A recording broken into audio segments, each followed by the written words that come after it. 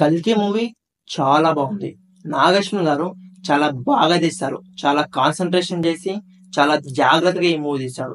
ఈ మూవీలో మీరు గమనించని చాలా డీటెయిల్స్ ఉన్నాయి.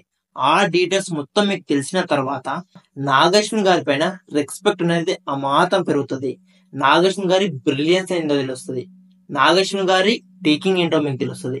ఈ వీడియోలో ఈ మూవీని బ్రేక్ డౌన్ చేయబోతున్నా. అలా అని చెప్పేసి పైరసీ క్లిప్స్ వాడను కాబట్టి ఇప్పటి వరకు టీజర్ లో గానీ పోస్టర్ లో గానీ గ్లిమ్స్ లో గానీ చూపించిన వాటి గురించి మాత్రమే మాట్లాడుకుందాం. సో వీడియోలోకి వెళ్లే ముందు మీరు ఎవరన్నా కొత్త మా ఛానల్ వచ్చి సబ్స్క్రైబ్ చేయకుండా వీడియో చూస్తే సబ్స్క్రైబ్ చేసుకోండి. అలాగే ఈ వీడియోకి ఇప్పటి వరకు లైక్ అయితే లైక్ చేసేయండి. నేను ఈ వీడియోకి 1000 లైక్స్ టార్గెట్ ఇస్తున్నా. సో లైక్ చేసి ఆ టార్గెట్ ని ఫినిష్ చేయండి. ఇంకెందుకు మమ్మల్ని వీడియోలోకి వెళ్దామా. ఫస్ట్ డీటెయిల్ వచ్చేసి కమల్ హాసన్ గారి క్లైమాక్స్ డైలాగ్ ఏమన్నా ఉంటుందా, కానీ ఆ డైలాగ్ కి మీనింగ్ తెలిస్తే మైండ్ పోతుంది. ఫస్ట్ డైలాగ్ విందామా. జగన్నాథ రథచక్రాలు వస్తున్నాయి, రథచక్ర ప్రళయ ఘోష, భూమార్గం పట్టిస్తాను, భూకంపం పుట్టిస్తాను. ఇది శ్రీశ్రీ గారు రాసిన డైలాగ్.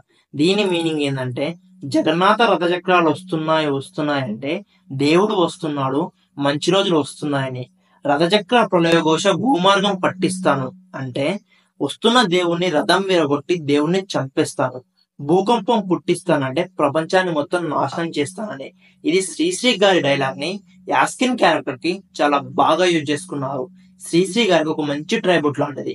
నెక్స్ట్ డీటెయిల్ వచ్చేసి మీరందరూ యాస్కినే కలి అనుకుంటున్నారు, కానీ యాస్కిన్ వేరే, కలి వేరే. దీనిపైన నేను ఒక లాంగ్ వీడియో చేశాను. అందులో చాలా డీటెయిల్ ఎక్స్ప్లెయిన్ చేస్తా. ఆ వీడియోలో ఎండ్ స్క్రీన్ లో ఇస్తా, లేకపోతే ఛానల్ పేజ్ లో ఉంటది, వెళ్ళి చూసేయండి. చాలా బాగుంటది, చాలా ఇంట్రెస్టింగ్ ఉంటది. నెక్స్ట్ డీటెయిల్ వచ్చేసి కర్ణుడికి భైరవకి చాలా సిమిలారిటీస్ ఉన్నాయి. కర్ణుడు పుట్టగానే వాళ్ళ అమ్మ వదిలేస్తుంది, వేరే వాళ్ళ దగ్గర పెరుగుతాడు. ఇక్కడ భైరవ తల్లిదండ్రులు కూడా ఎవరో మనకు తెలియదు, వేరే వాళ్ళ దగ్గర కెప్టెన్ దగ్గర పెరుగుతాడు. కర్ణుడు పరశురాముడి దగ్గర అబద్ధం చెప్పి వన్ కైండ్ ఆఫ్ మోసం చేసి విద్య నేర్చుకుంటాడు. భైరవ కూడా విద్య నేర్పిన తర్వాత మోసం చేస్తాడు కెప్టెన్ ని.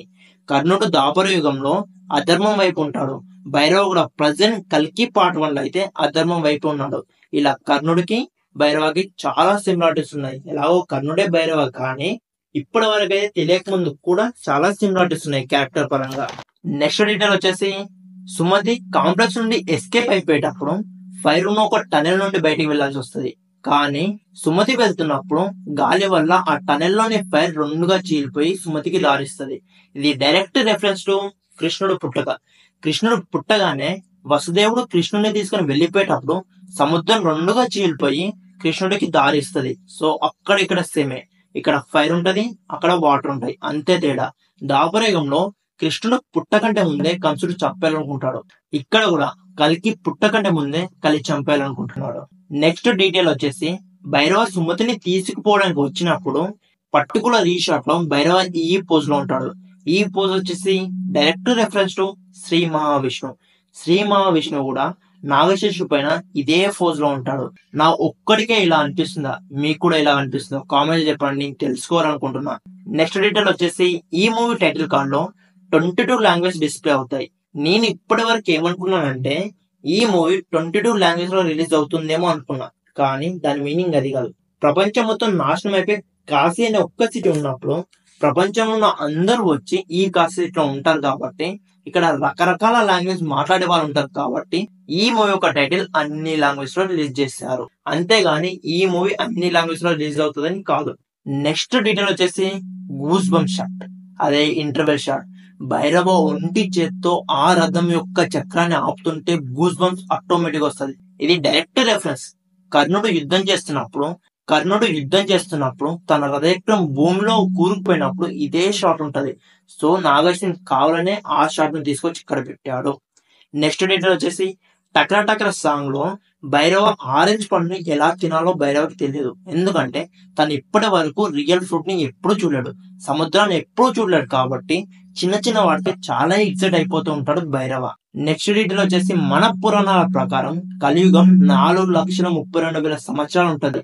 కానీ ఈ కలిగి మూవీలో 6000 ఇయర్స్ తర్వాత అంతమైపోతున్నట్టు చూపించారు.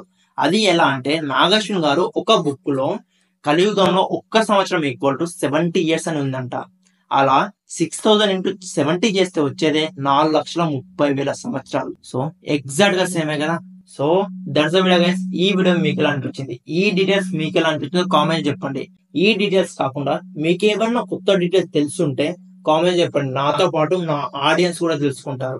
ఈ వీడియోకి పార్ట్ 2 కూడా వస్తుంది. ఇంకా చాలా హిడెన్ డీటెయిల్స్ ఉన్నాయి, కానీ పైరసీ క్లిప్స్ వాడదని చెప్పేసి ఈ వీడియో చేయట్లేదు. మూవీ ఓటీటీ వచ్చిన తర్వాత దీనికి పార్ట్ 2 చేస్తా. So that's the video guys. ఈ వీడియో కనిస్తే ఈ వీడియోకి ఒక లైక్ చేసి ఇలాంటి మరిన్ని మంచి వీడియోస్ కోసం మన ఛానల్ సబ్స్క్రైబ్ చేసుకోండి. మళ్ళీ వీడియో మళ్ళీ కలుద్దాం. అందరికీ టాటా బై బై.